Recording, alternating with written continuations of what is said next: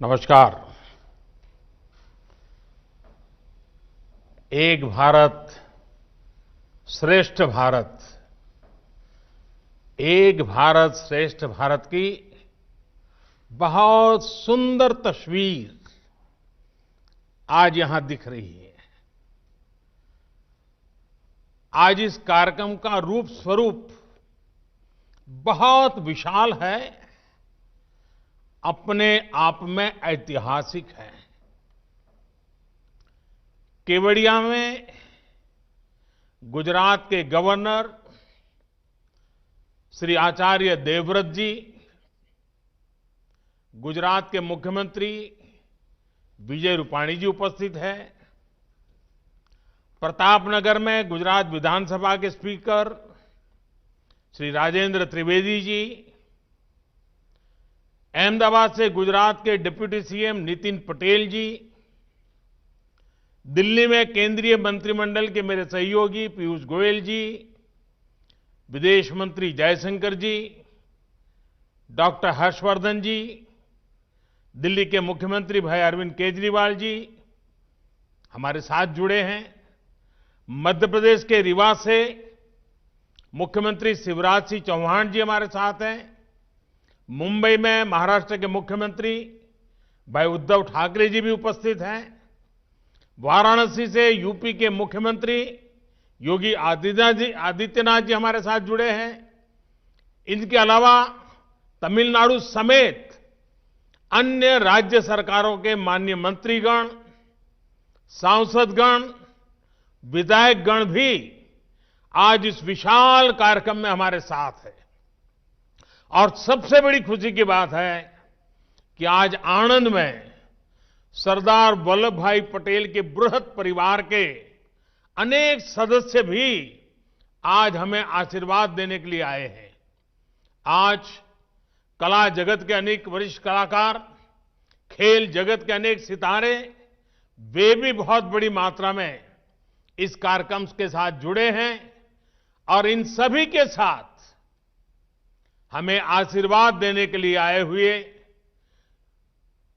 ईश्वर का स्वरूप जैसे हमारी जनता जनार्दन, हमारे प्यारे भाई और बहनों, हमारे सभी भारत के उज्जवल भविष्य का प्रतिनिधित्व करने वाले बालकगण, आप सभी का बहुत बहुत अभिनंदन। रेलवे के इतिहास में संभवतः पहली बार ऐसा हो रहा है कि जब एक साथ देश के अलग अलग कोने से एक ही जगह के लिए इतनी ट्रेनों को हरी झंडी दिखाई गई हो।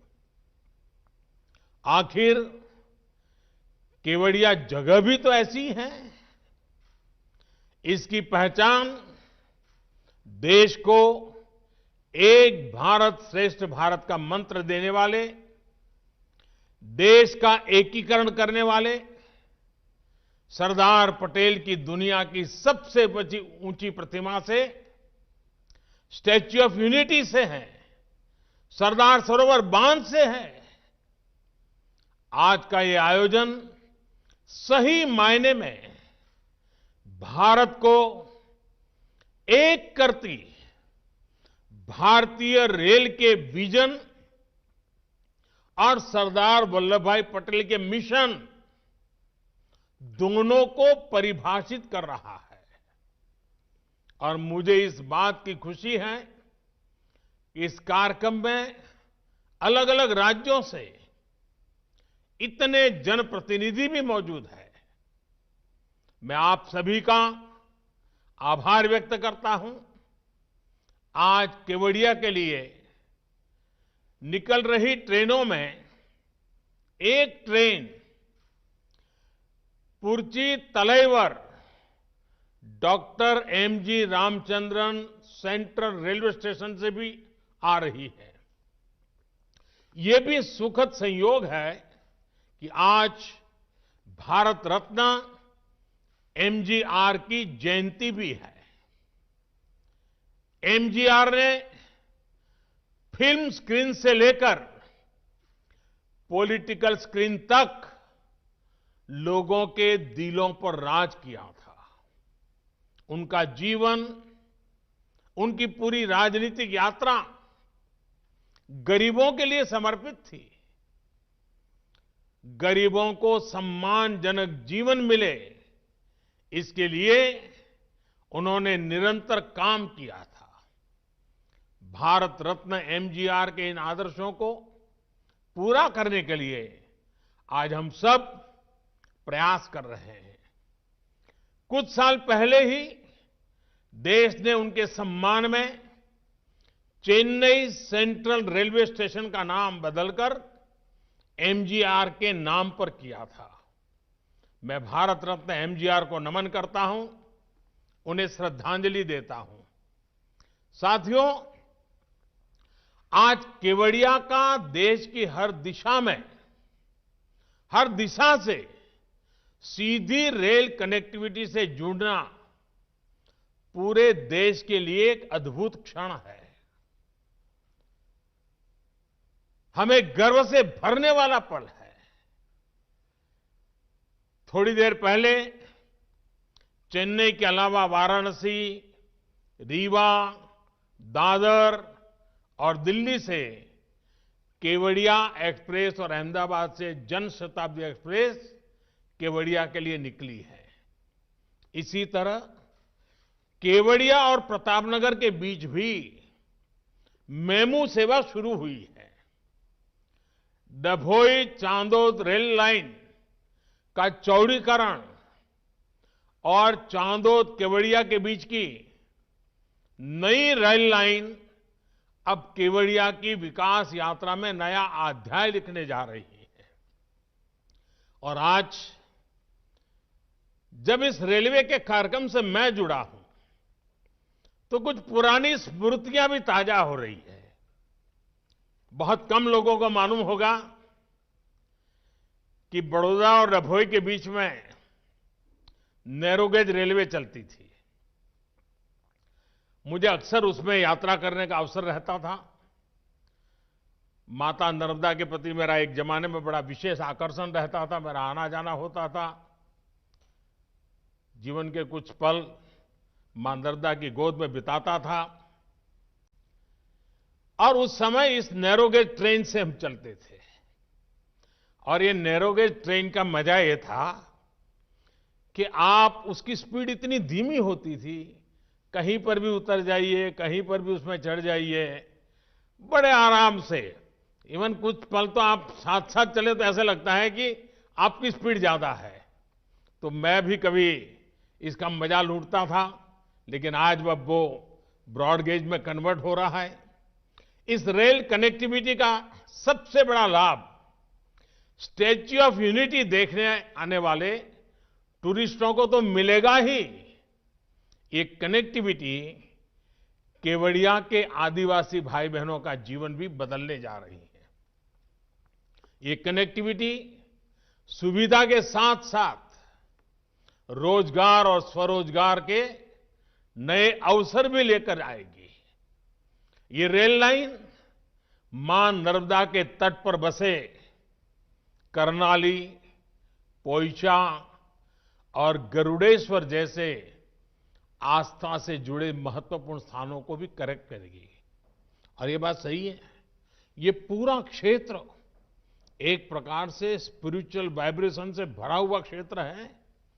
और इस व्यवस्था के कारण जो आमतौर पर आध्यात्मिक गतिविधि के लिए यहां आते हैं, उनके लिए तो बहुत ही एक प्रकार था, ये बहुत बड़ी भेंट सौगात है। भाई और बहनों, आज केवड़िया गुजरात के सुदूर इलाके में बसा एक छोटा सा ब्लॉक नहीं रह गया है, बल्कि केवड़िया विश्व के सबसे बड़े टूरिस्ट डेस्टिनेशन के रूप में आज उभर रहा है। स्टैच्यू ऑफ यूनिटी देखने के लिए अब स्टैच्यू ऑफ लिबर्टी से भी ज्यादा टूरिस्ट पहुंचने लगे हैं। अपने लोकार्पण के बाद करीब करीब 50 लाख लोग स्टैच्यू ऑफ यूनिटी को देखने आ चुके हैं। कोरोना में महीनों तक सब कुछ बंद रहने के बाद अब एक बार फिर केवड़िया में आने वाले टूरिस्टों की संख्या तेजी से बढ़ रही है। एक सर्वे में अनुमान लगाया गया है कि जैसे जैसे कनेक्टिविटी बढ़ रही है, भविष्य में हर रोज 1 लाख तक लोग केवड़िया आने लगेंगे। साथियों, छोटा सा खूबसूरत केवड़िया इस बात का बेहतरीन उदाहरण है कि कैसे प्लान तरीके से पर्यावरण की रक्षा करते हुए इकोनॉमी और इकोलॉजी दोनों का तेजी से विकास किया जा सकता है। यहां इस कार्यक्रम में उपस्थित बहुत से गणमान्य लोग शायद केवड़िया नहीं गए होंगे, लेकिन मुझे विश्वास है कि एक बार केवड़िया की विकास यात्रा देखने के बाद आपको भी अपने देश की इस शानदार जगह को देख करके गर्व होगा। साथियों, मुझे याद है जब शुरू में केवड़िया को दुनिया का बेहतरीन फैमिली टूरिस्ट डेस्टिनेशन बनाने की बात की जाती थी, तो लोगों को ये सपना ही लगता था। लोग कहते थे ये संभव ही नहीं है, हो ही नहीं सकता, इस काम में तो अनेकों दशक लग जाएंगे। खैर, पुराने अनुभव के आधार पर उनकी बातों में तर्क भी था। न केवड़िया जाने के लिए चौड़ी सड़कें, न उतनी स्ट्रीट लाइटें, न रेल, न टूरिस्टों को रहने के लिए बेहतर इंतजाम। अपनी ग्रामीण पृष्ठभूमि में केवड़िया देश के अन्य छोटे से गांवों की तरह ही एक था, लेकिन आज कुछ ही वर्षों में केवड़िया का कायाकल्प हो चुका है। केवड़िया पहुंचने के लिए चौड़ी सड़कें हैं, रहने के लिए पूरा टेंट सिटी है, अन्य अच्छे इंतजाम हैं, बेहतरीन मोबाइल कनेक्टिविटी है, अच्छे अस्पताल हैं। कुछ दिन पहले सी प्लेन की सुविधा शुरू हुई है और आज देश के इतने सारे रेल रूट से केवड़िया एक साथ जुड़ गया है। ये शहर एक तरह से कंप्लीट फैमिली पैकेज के रूप में सेवाएं दे रहा है। स्टैच्यू ऑफ यूनिटी और सरदार सरोवर बांध की भव्यता, उनकी विशालता का एहसास आप केवड़िया पहुंचकर ही कर सकते हैं। अब यहां सैकड़ों एकड़ में फैला सरदार पटेल जूलॉजिकल पार्क है, जंगल सफारी है। एक तरफ आयुर्वेद और योग पर आधारित आरोग्य वन है, तो दूसरी तरफ पोषण पार्क है। रात में जगमगाता ग्लो गार्डन है, तो दिन में देखने के लिए कैक्टस गार्डन और बटरफ्लाई गार्डन है। टूरिस्टों को घुमाने के लिए एकता क्रूज है, तो दूसरी तरफ नौजवानों को साहस दिखाने के लिए राफ्टिंग का भी इंतजाम है। यानी बच्चे हो, युवा हो या बुजुर्ग, सभी के लिए है, बहुत कुछ है। बढ़ते हुए पर्यटन के कारण यहां के आदिवासी युवाओं को रोजगार मिल रहा है। यहां के लोगों के जीवन में तेजी से आधुनिक सुविधाएं पहुंच रही है।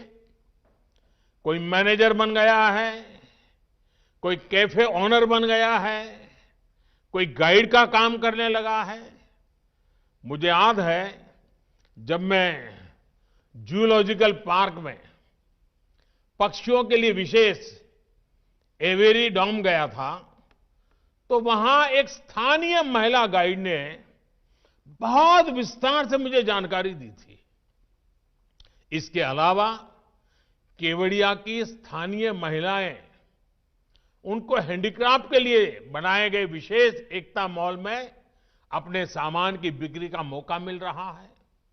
मुझे बताया गया है कि केवड़िया के आदिवासी गांवों में 200 से ज्यादा रूम्स की पहचान करके उन्हें टूरिस्ट के होम स्टे के तौर पर विकसित किया जा रहा है। भाइयों और बहनों, केवड़िया में जो रेलवे स्टेशन भी बनाया गया है, उसमें भी सुविधा के साथ साथ टूरिज्म का ध्यान रखा गया है।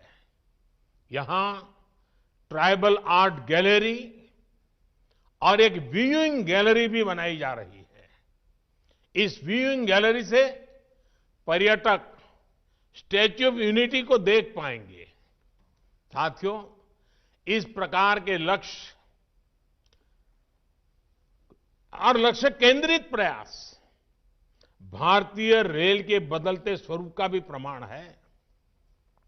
भारतीय रेल पारंपरिक सवारी और मालगाड़ी वाली अपनी भूमिका निभाने के साथ ही हमारे प्रमुख टूरिस्ट और आस्था के जुड़े सर्किट को भी सीधी कनेक्टिविटी दे रही है। अब तो अनेक रूट्स पर विस्टाडोम वाले कोचेज भारतीय रेल की यात्रा को और आकर्षक बनाने वाले हैं। अहमदाबाद केवड़िया जनशताब्दी एक्सप्रेस भी उन ट्रेनों में से होगी जिसमें विस्टाडोम कोच की सुविधा मिलेगी। साथियों, बीते वर्षों में देश के रेल इंफ्रास्ट्रक्चर को आधुनिक बनाने के लिए जितना काम हुआ है, वो वाकई अभूतपूर्व है। आजादी के बाद हमारी ज्यादातर ऊर्जा पहले से जो रेल व्यवस्था थी, उसको ठीक ठाक करने या सुधारने में ही लगी रही।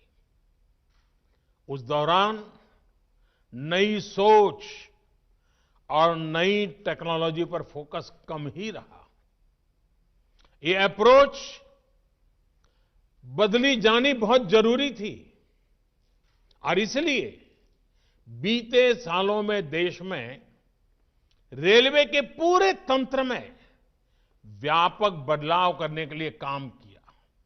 ये काम सिर्फ बजट बढ़ाना, घटाना, नई ट्रेनों की घोषणाएं करना, यहां तक सीमित नहीं रहा। ये परिवर्तन अनेक मोर्चों पर एक साथ हुआ है। अब जैसे केवड़िया का रेल से कनेक्ट करने वाले इस प्रोजेक्ट का ही उदाहरण देखें, तो इसके निर्माण में, जैसे अभी वीडियो में बताया गया था, मौसम ने, कोरोना की महामारी ने, अनेक प्रकार की बाधाएं आई, लेकिन रिकॉर्ड समय में इसका काम पूरा किया गया। और जिस नई निर्माण टेक्नोलॉजी का इस्तेमाल अब रेलवे कर रही है, उसने इसमें बहुत मदद की है। इस दौरान ट्रैक से लेकर पुलों के निर्माण तक नई तकनीक पर फोकस किया गया। स्थानीय स्तर पर उपलब्ध संसाधनों का उपयोग किया गया। सिग्नलिंग के काम को तेज करने के लिए वर्चुअल मोड के जरिए टेस्ट किए गए, जबकि पहले की अगर स्थितियों में ऐसी रुकावटें आने पर अक्सर ऐसे प्रोजेक्ट लटक जाते थे। साथियों, डेडिकेटेड फ्रेट कॉरिडोर का प्रोजेक्ट भी हमारे देश में पहले जो तौर तरीके चल रहे थे, उसका एक उदाहरण ही मान लीजिए। पूर्वी और पश्चिमी डेडिकेटेड फ्रेट कॉरिडोर ने के एक बड़े सेक्शन का लोकार्पण कुछ ही दिन पहले मुझे करने का मौका मिला। राष्ट्र के लिए बहुत जरूरी इस प्रोजेक्ट पर 2006 से लेकर 2014 तक, यानी लगभग 8 सालों में सिर्फ कागजों पर ही काम हुआ। 2014 तक 1 किलोमीटर ट्रैक भी नहीं बिछाया था। अब अगले कुछ महीनों में कुल मिलाकर के 1100 किलोमीटर का काम पूरा होने जा रहा है। साथियों, देश में रेल नेटवर्क के आधुनिकीकरण के साथ ही आज देश के उन हिस्सों को रेलवे से कनेक्ट किया जा रहा है जो अभी कनेक्टेड नहीं थे। आज पहले से कहीं ज्यादा तेजी के साथ पुराने रेल रूट का चौड़ीकरण और बिजलीकरण किया जा रहा है।